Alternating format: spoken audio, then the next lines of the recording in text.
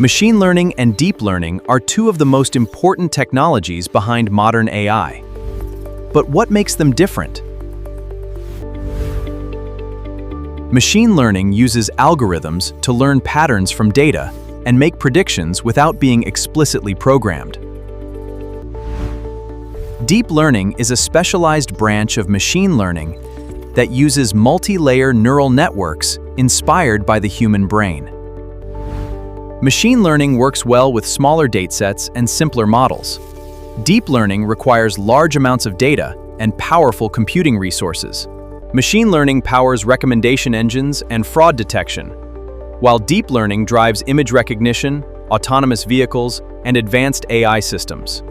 Deep learning is a subset of machine learning. Both are transforming industries and shaping the future of artificial intelligence.